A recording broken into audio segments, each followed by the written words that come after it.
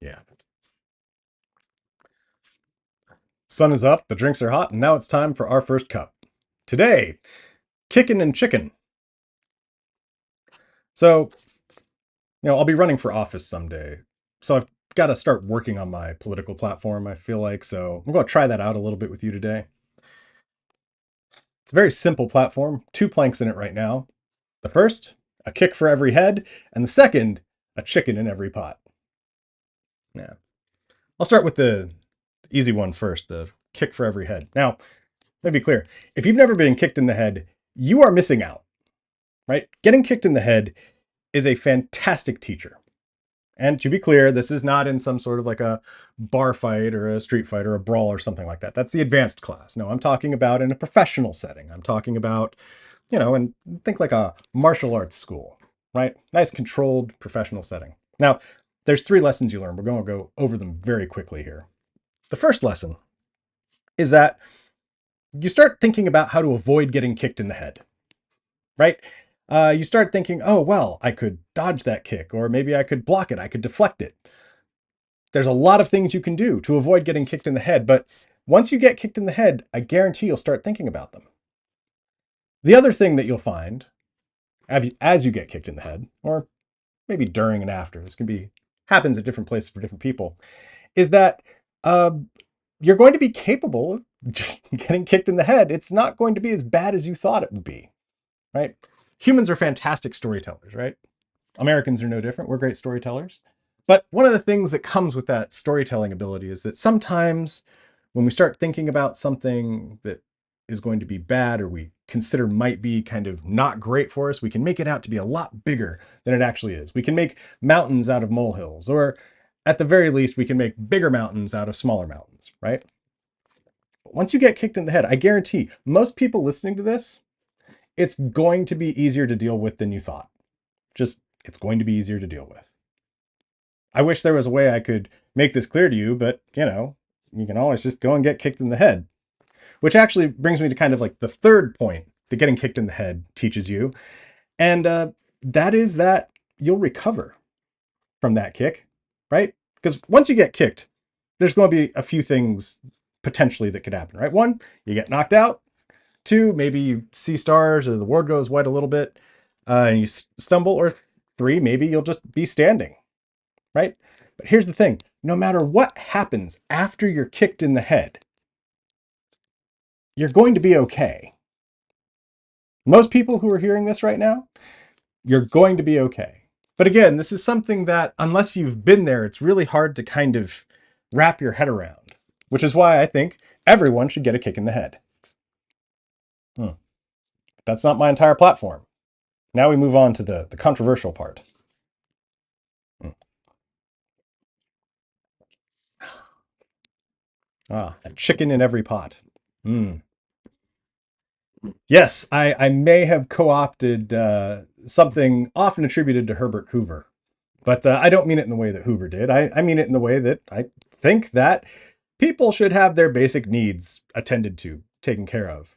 Specifically, I think that food, hence a chicken in every pot, but also shelter and medical attention should just be provided at a base level for every American. Every person should just have access to that baseline level of security. Why? Well, as someone who went to bed hungry as a kid, few times, as someone who was homeless for a little bit when I was an adult, as someone who's, if you've been listening to this channel for any period of time, you know that my relationship with the medical system is something, right? Um, I think that those things are all important, but I don't just mean that from a personal standpoint. I mean that as someone who's also been a professor and an entrepreneur, someone who's been in charge of building the young minds of next generation and also trying to just build tomorrow in business. And what I've seen, whether it's in students or coworkers or employees or people who are funding me, is that if they don't have those basic needs taken care of, it becomes a lot harder for them to succeed at whatever they're doing, wherever they are in that moment.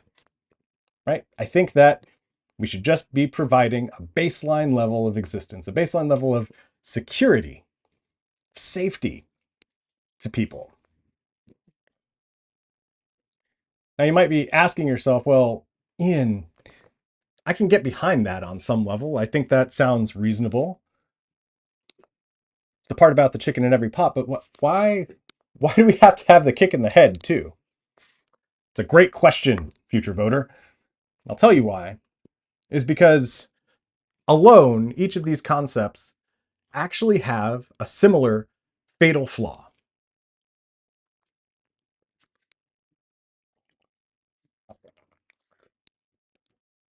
That's right, a similar fatal flaw. In the instance of the security that we were just talking about, my chicken in every pot proposal for food and shelter and medical aid, on a long enough timeline, every person, every American, is going to encounter a challenge, a big one that they probably didn't expect, or something is just going to happen that kind of unsettles their world. Comes out of nowhere, right? And in that moment, even with all of the security, if that person facing that challenge doesn't have a baseline understanding that they can surmount that challenge, it becomes very easy to look at that challenge and to turn inward. It becomes very easy to not necessarily think about thriving, but only to think about surviving. And this is not something that is unique to people on the left or the right or the center. It's not something that's unique, believe it or not, even to the lowest income people or the highest income people. This is something that can get primed very, very easily. This fear when you face a challenge. And that fear, even with all the security, can lead to you hoarding that security. It can lead to you turning inward on that security. It can lead you to being miserly with that security. It can teach you that the security is an end in itself instead of a means, instead of a beginning, which is what security actually is. But I said that the kick in the head also had this flaw of turning inward. And yes, it's true. It does. Because while the lessons that I pointed out earlier might seem a little bit, blue sky, I can concede that they are just a little bit, because if you don't have the right approach to getting kicked in the head, the lessons that you can learn are that you shouldn't put yourself in positions where you're trying to do new things or you're taking risks, that you shouldn't be putting yourself out there and experimenting, right? In fact, even worse, sometimes you can learn from getting kicked in the head that maybe you want other people to get kicked in the head, or even truly worse, that you want other people to feel as bad as you do about getting kicked in the head.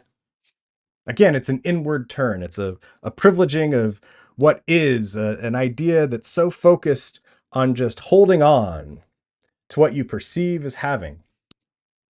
It's a fatal flaw, whether you're talking about kicks to the head or chickens in pots. But this is why I have both of them together. It's because when you marry that idea of security with an idea of experience, something magical happens. Because when you have that security, but you have the experience to know that you can come through things, you're not as likely to turn inward. Similarly, when you go through a bad experience, but you've got that security, you're also not as likely to turn inwards, right? Something threatens your security, but you know you've gotten kicked in the head. Well, guess what? And you came through it. Guess what? You know it's going to be okay. And when you've gotten kicked in the head, but you didn't get bankrupted by the medical bills that came afterwards, you become a lot more likely to learn the good lessons from the risk taking, from taking damage, from growing through something. Now, I admit this is still a little bit of a work in progress, but I hope you understand kind of where I'm at.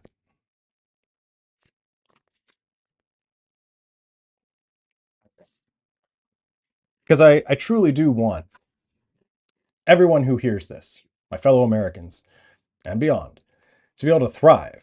But in order to do that, I think we need to be cognizant of the idea that we should have a kick for every head and a chicken for every pot. In other words, what I'm saying is vote Tinjin for kickin' and chicken.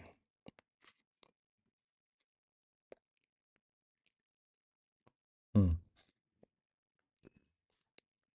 And also remember that no matter what you've heard or what I've said, death comes for us all, and a closed mouth never gets fed. And even if you can't vote for me, I'll bet you there is something you can do for yourself, for your family, for your community. Find it. I'll see you soon.